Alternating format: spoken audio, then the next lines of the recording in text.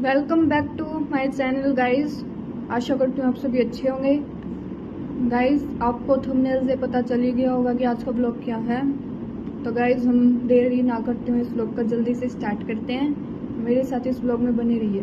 तो गाइस अभी मैं हूँ +2 क्लास में और मेरे बोर्ड्स के पेपर है, मे बी फरवरी में है। तो अभी से तैयारी शुरू करनी पड़ेगी, जब भी धीरे धीरे होके फरवरी तक पूरा सिलेबस होगा। तो गाइस मेरे को अभी मतलब जून चल रहा है और जून के अभी रहते हैं 15 दिन रहते हैं, 15 डेट आज। तो मुझे जो 15 दिन बचे उसमें जियो और पॉलिटी मेरी कंप्लीट करनी है। तो मैं मेरे डेली का स्टडी ब्लॉग डालूंगी जिसे आप देखिएगा और ज़्यादा से ज़्यादा मेरे चैनल को शेयर कीजिएगा, लाइक कीजिएगा, सब्सक्राइब कीजिएगा। तो गाइस आज मैंने पहले लिया है जियोग्राफी की बुक। देखो शायद आपको उल्टी दिख रही है, कोई बात नहीं। जियोग्राफी है, इसमें जैसे कि मैंने देखा इसमें हमारे कितने चैप्टर्स हैं। इसमें हमारे 9 चैप्टर है गाइस, 9 है। तो मुझे डेली का एक तो पढ़ना होगा। तो आज हम फर्स्ट चैप्टर स्टार्ट कर रहे हैं जिसका नाम है distribution, density, growth and composition. मतलब जो इंडिया की पॉपुलेशन है उसके बारे में बताया गया है इस चैप्टर में। तो ठीक है गाइस स्टार्ट करते हैं अब हम इसे। The people are very important component of a country. तो गाइज ये क्या कह रहा है कि जो मनुष्य है वो हमारे कंट्री के इम्पोर्टेंट है। अगर सही कह रहा है, अगर लोग ही नहीं होंगे दुनिया में तो दुनिया का क्या फायदा। India is the second most populous country after China in the world with its total population of 1210 million according to 2011 census.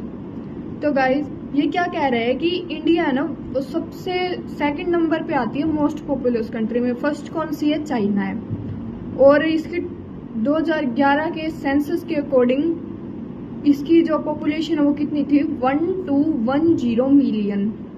India's population is larger than the total population of north America, south America and Australia put together. ये क्या कह रहा है दोस्तों कि north America, south America और Australia इन तीनों की पॉपुलेशन मिलाए इतनी सिर्फ अकेली इंडिया की पॉपुलेशन है।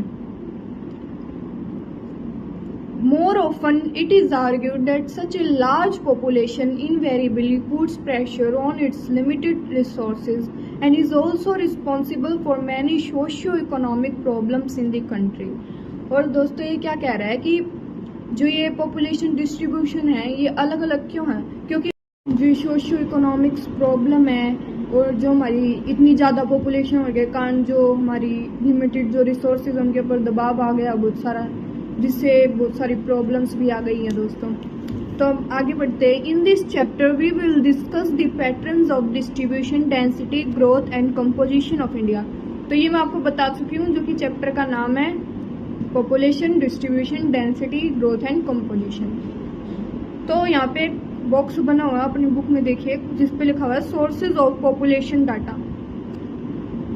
Population data are collected through census operation held every 10 years in our country. क्या लिखा हुआ है कि जो पॉपुलेशन डाटा है वो कलेक्ट कौन करता है? ये पॉपुलेशन डाटा है सेंसस द्वारा कलेक्ट किया जाता है जो हर 10 साल में एक बार होता है। The first population census in India was conducted in 1872. First population census कब हुआ था? 1872 में। लेकिन जो मैं बता देती हूँ आपको, ये फर्स्ट सिर्फ सेंसस हुआ था 1872 में, लेकिन कंप्लीट सेंसस कब हुआ था? 1881 में लिखा हुआ है इसमें। But it's first complete census was conducted in 1881। तो अभी 2011 में शायद 15th सेंसस हुआ था। तो 16th सेंसस कब हुआ दोस्तों? कमेंट में जरूर बताना।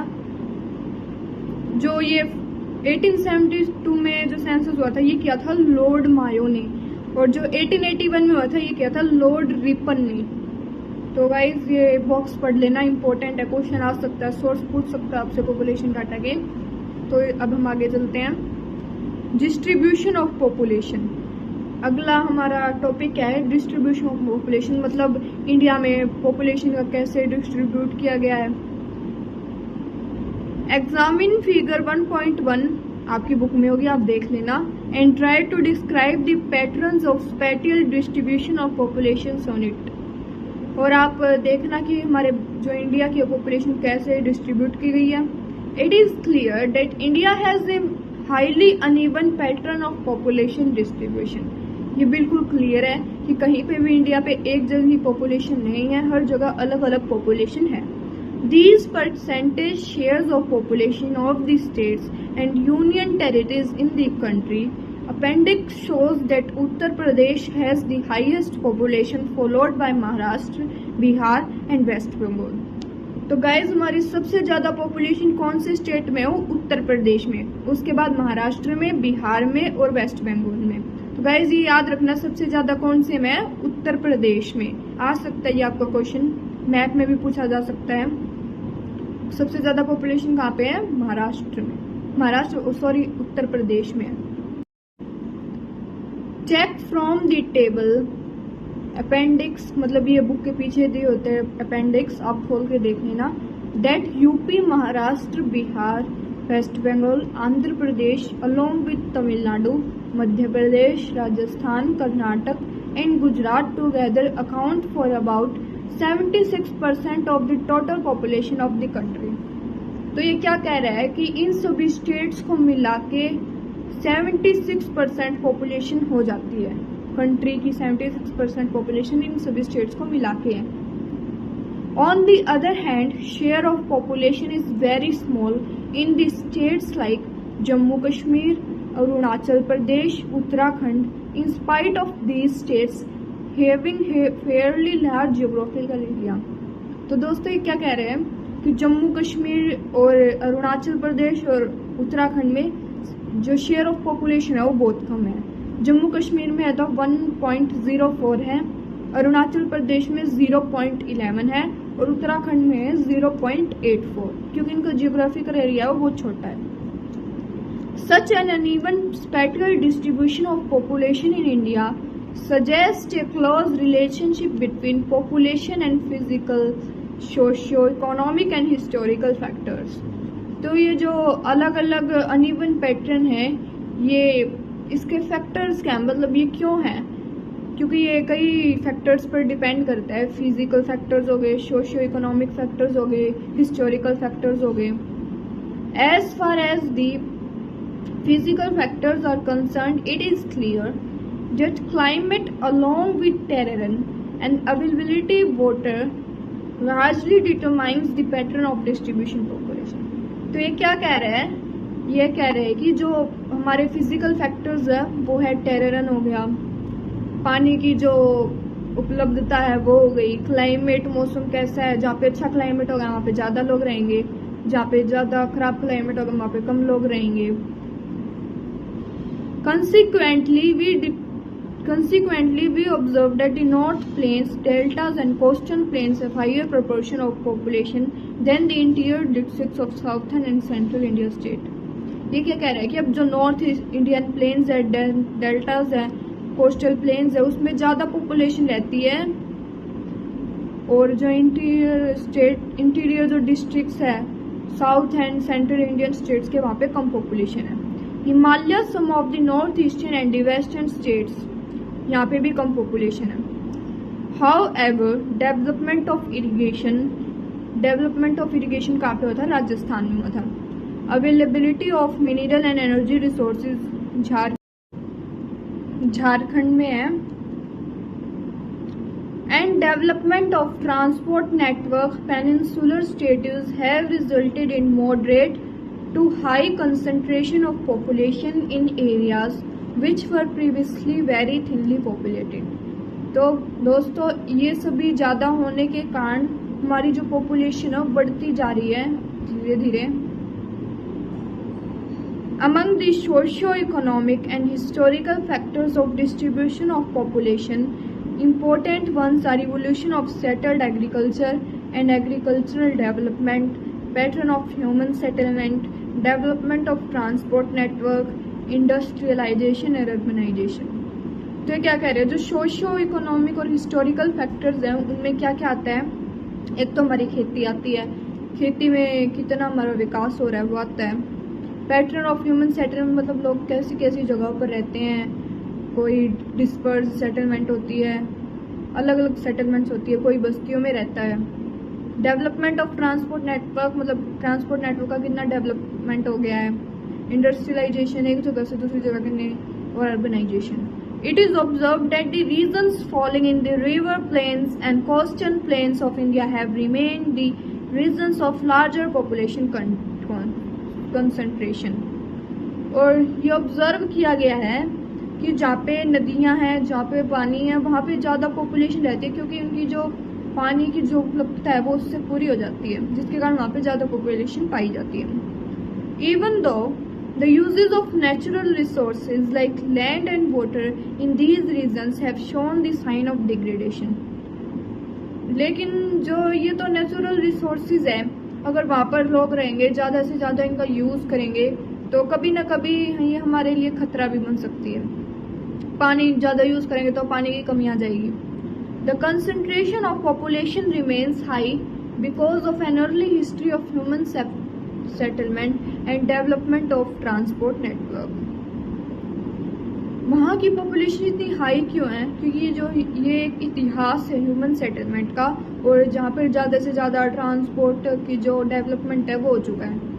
On the other hand the urban regions of Delhi, Mumbai, Kolkata, Bengaluru, Pune, Ahmedabad, Chennai and Jaipur have high concentration of population due to industrial development and urbanization, drawing a large number of rural urban migrants। तो students ये क्या कह रहे हैं? ये कह रहे हैं कि दिल्ली, मुंबई, कोलकाता, बेंगलुरु, पुणे, अहमदाबाद, चेन्नई एंड जयपुर, इन सभी में हाई कंसंट्रेशन ऑफ पॉपुलेशन मतलब ज़्यादा पॉपुलेशन रहती है, क्योंकि यहाँ पे बहुत सारी इंडस्ट्रीज है वो डेवलप हो चुकी हैं और लोग अब माइग्रेट करके आते हैं यहाँ पे। तो दोस्तों हमारा एक जो इसका पार्ट है मतलब इसका जो टॉपिक है डिस्ट्रीब्यूशन ऑफ पॉपुलेशन, ये कंप्लीट हो चुका है। और यहाँ पे साइड में 2 नंबर पेज पे एक मैप बना हुआ है जिसमें डॉट दे रखी है छोटी छोटी, और ये पर्सन्स की डॉट, आप इसको देख लेना एक बार मैप को। अब हम दूसरा करते हैं, हम इसके क्या है टॉपिक, डेंसिटी ऑफ पॉपुलेशन, जनसंख्या का घनत्व। क्या होगा इसका हिंदी मीनिंग? जनसंख्या का घनत्व। Density of population is expressed as a number of persons per unit area.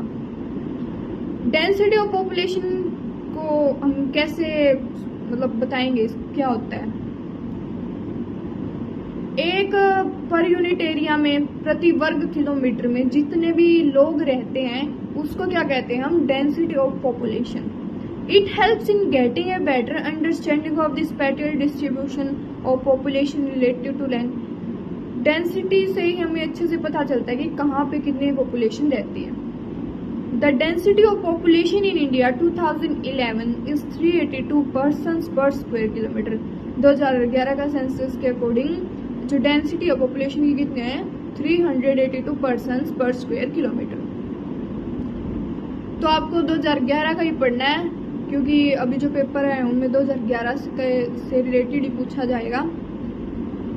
There has been a steady increase of more than 200 persons per square kilometer over the last 50 years as the density of the population increased from 117 persons square kilometer in 1951 to 382 persons per square kilometer in 2011। ये क्या कह रहे हैं कि पिछले 50 सालों से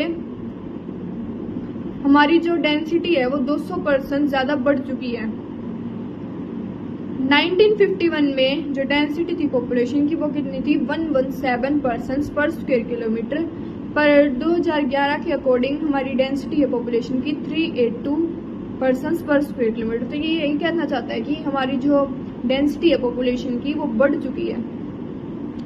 the data shown in appendix given an ideal of spatial variation of population densities in the country, which ranges from the low as 17 persons per square kilometer in Arunachal Pradesh to 11,297 persons in the National Capital Territory of Delhi। तो इसमें कुछ नहीं, इसमें बताया गया कि density कितनी है। अरुणाचल प्रदेश में 17 पर्सन्स पर स्क्वायर किलोमीटर रहते हैं और जो हमारी नेशनल टेरिटरी है दिल्ली, उसमें पर्सन्स 11,297 पर्सन्स पर किलोमीटर रहते हैं। Among the north Indian states Bihar, West Bengal and Uttar Pradesh have higher density. ये क्या कह रहा है कि बिहार हो गया, वेस्ट बंगाल हो गया, उत्तर प्रदेश में हो गया, ये इसमें ज़्यादा हायर डेंसिटीज है। While Kerala and Tamil Nadu have higher densities, Kerala और तमिलनाडु में भी हायर डेंसिटीज है। And states like Assam, Gujarat, Andhra Pradesh, Haryana, Jharkhand, Orissa have moderate densities. और इनमें मॉडरेट सी डेंसिटीज है, ना ज़्यादा है ना कम है। The hill states of the Himalayan region and northeastern states of India, excluding Assam, have relatively low density, while the Union Territories, excluding Andaman and Nicobar Islands, have very high densities of population। ये क्या कह रहा है कि जहाँ पे पहाड़ियाँ वगैरह होती है, नॉर्थ ईस्टर्न स्टेट्स हो गए, हिमालयन हो गया, इंडिया में असम को छोड़ के सारी जगह लो डेंसिटी है।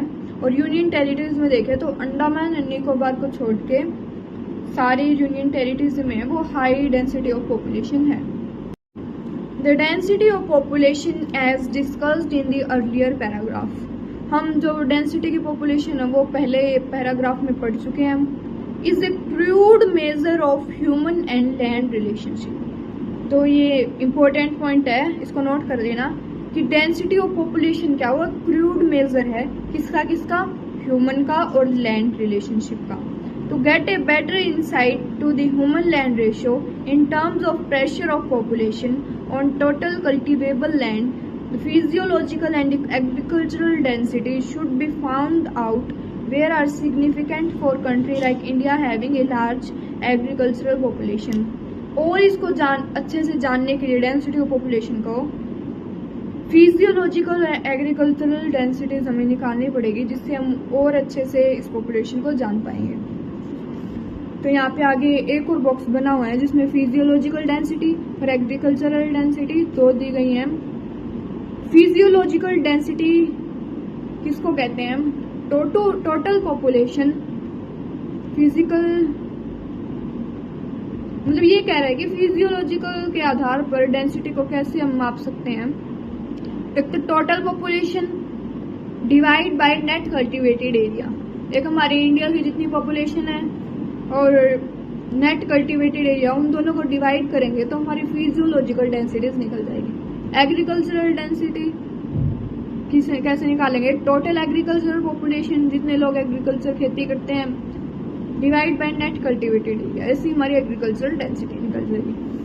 तो बच्चों हमारा ये जो हमारा टॉपिक था ये भी कंप्लीट हो चुका है, हमने 2 टॉपिक कंप्लीट कर दिए हैं। आज हम इतना ही पढ़ेंगे, आपको ज़्यादा तक नहीं करेंगे। तो इसके आगे का पार्ट हम कल पढ़ेंगे। तो जिसको मेरी वीडियो लगी हो, मतलब वीडियो अच्छी लगी हो, तो मेरे चैनल को शेयर करना, सब्सक्राइब करना तो बिल्कुल भी मत भूलना। दोस्तों अगर आप मेरे साथ ऐसे पढ़ेंगे, मेरी भी +2 बोर्ड्स की तैयारी हो जाएगी और आपकी भी हो जाएगी जो भी +2 में है। तो कमेंट में ज़रूर बताना कि आपको मेरा समझाया हुआ समझ आया कि नहीं आया, जिससे मैं भी कॉन्फिडेंट हो जाऊं कि मैंने जो समझाया वो समझ भी आया क्या आपको। तो ओके, बाय गाइस।